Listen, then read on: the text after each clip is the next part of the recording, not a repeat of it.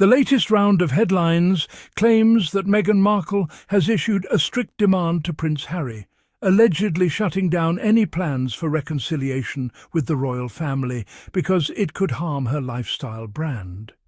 The framing is dramatic, the tone is accusatory, and once again the foundation of the story rests on unnamed sources and commentary designed to provoke outrage. Let us start with what is actually verifiable. There is renewed media attention on the royal family following the release of additional documents connected to Jeffrey Epstein. Prince Andrew's past associations have once again been pulled into the spotlight. King Charles previously stripped Andrew of his remaining royal titles. That part is documented. What is not documented is any confirmed demand from Meghan to Harry. There is no on-the-record statement. There is no direct quote from the Duchess of Sussex. Instead, we are given interpretations from commentators and anonymous insiders, filtered through outlets that have consistently taken a hostile tone toward Meghan. The claim suggests Meghan believes reconciliation could tarnish her lifestyle brand, as ever. Let us pause here. Meghan building a lifestyle brand is framed as something calculating or opportunistic. But entrepreneurship is not a crime. Building a brand after stepping away from royal duties is not hypocrisy. It is independence in action. For years, critics have told Meghan to move on, to build her own identity, to stop referencing royal life. Now that she is doing exactly that, the narrative shifts to accuse her of being overly protective of that independence. The suggestion that she is controlling Harry or blocking reconciliation also follows a very familiar script. Since the beginning of their relationship, Meghan has been portrayed as the dominant force, the puppet master, the one pulling the strings. It is a trope that strips Harry of agency and paints Meghan as manipulative. Harry is a 41-year-old man. He has served in the military. He has navigated global diplomacy. He has taken legal action against major media organizations. The idea that he is incapable of forming his own view about reconciliation is not only dismissive of him, it is disrespectful. If he has chosen to keep his distance during a period of controversy surrounding the monarchy, that decision can just as easily be interpreted as strategic and thoughtful. The royal family dealing with renewed scrutiny over Prince Andrew is not a small matter. It is a reputational issue for the institution.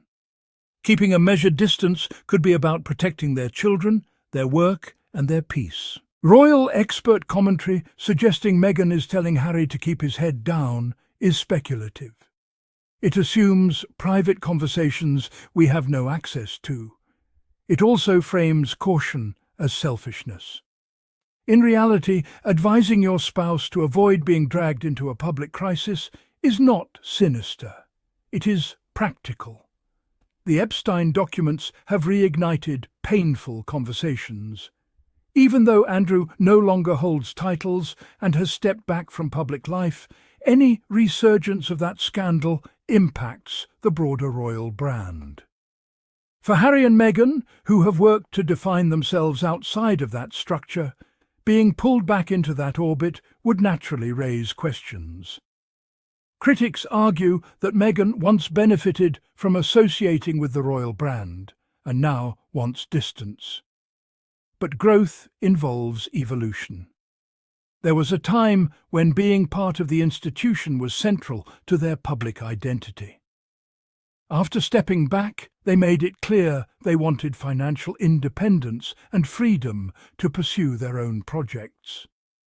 Protecting that separation is consistent with their stated goals.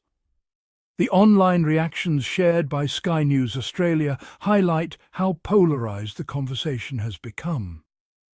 Comments mocking Meghan or accusing her of control are not new. They echo years of commentary that questions her motives regardless of the circumstances. One comment suggested she should go away and live the private life she claimed to want. Yet every time she maintains privacy, critics interpret it as secrecy. Every time she speaks out, critics call it attention-seeking. It is a no-win framework. Another comment accused her of clinging to HRH when convenient. In reality, the Sussexes agreed not to use HRH in a commercial capacity. Their titles remain legally theirs, but they do not actively deploy them for business promotion. That distinction often gets lost in online debates. The deeper issue here is autonomy. Harry and Meghan chose to step back because they felt the institution was not protecting them and was contributing to a hostile environment. Reconciliation, if it ever happens, would have to address those core concerns. It cannot simply be symbolic. If Meghan is cautious about reconnecting publicly during a period of institutional crisis, that caution could stem from lived experience. She endured intense media scrutiny, racist coverage, and what she described as a lack of institutional support.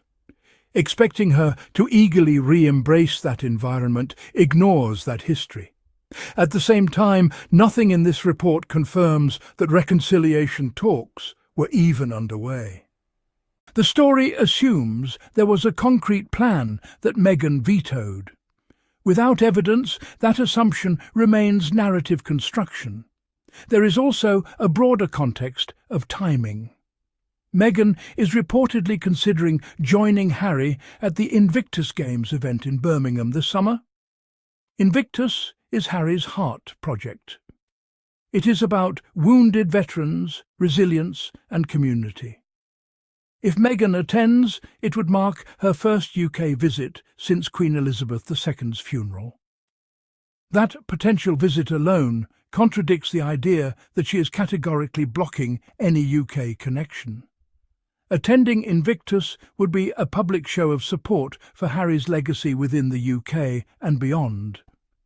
It would signal that engagement is possible when it aligns with shared values and meaningful causes. Harry's recent visits to the UK have been limited and purposeful. He returned for his grandmother's funeral. He returned for legal proceedings against a major publisher. These were not social drop-ins. They were significant, emotionally weighty occasions. Distance does not automatically equal hostility. Sometimes it reflects boundaries. The monarchy facing renewed scrutiny over Andrew is a complex situation. It involves legal documents, public trust, and institutional accountability.